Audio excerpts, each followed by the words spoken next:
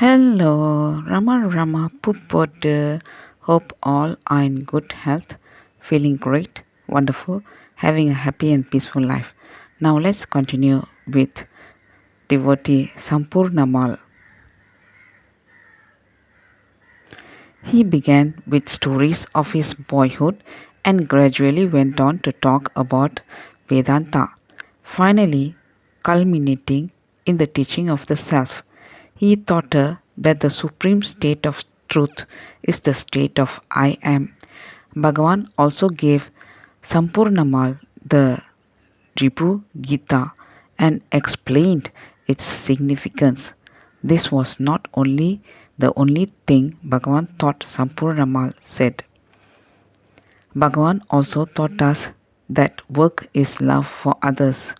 By his very presence, he made us understand that all of us are in the presence of God and that all the work we perform is in his service.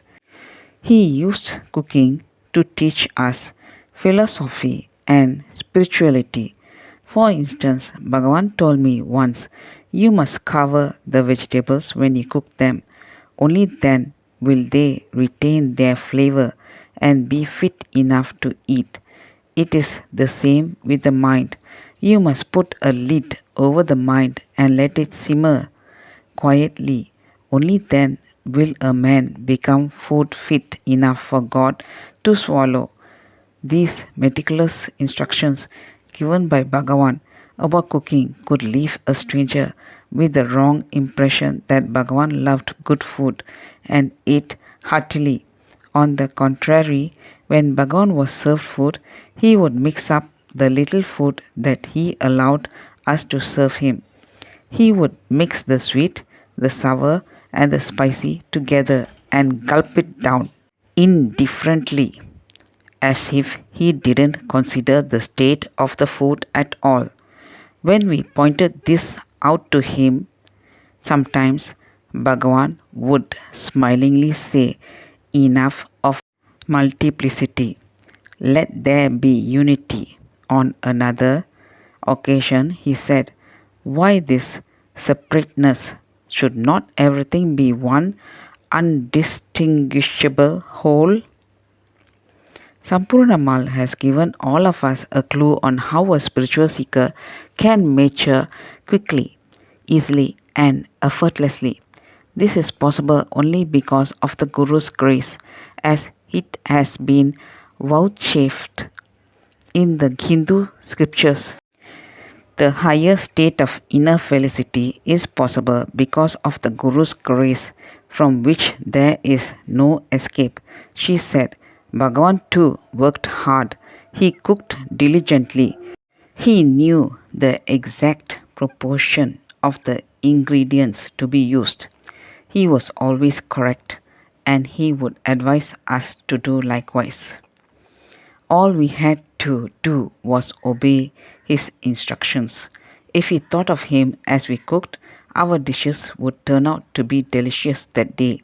In this manner, we learned to first think of him and then put in the necessary ingredients in order to make our dishes tasty. Gradually, we extended this process of thinking about him before the actual cooking to thinking of him before embarking upon any activity, no matter how mundane or trivial. We found that the end result was always successful. Hence, thinking of him became an integral part of our lives, and we learned to focus on Bhagavan.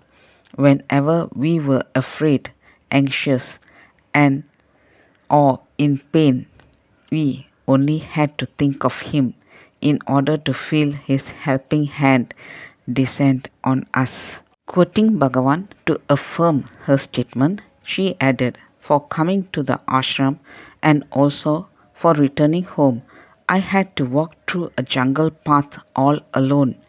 This was at the foot of the hill.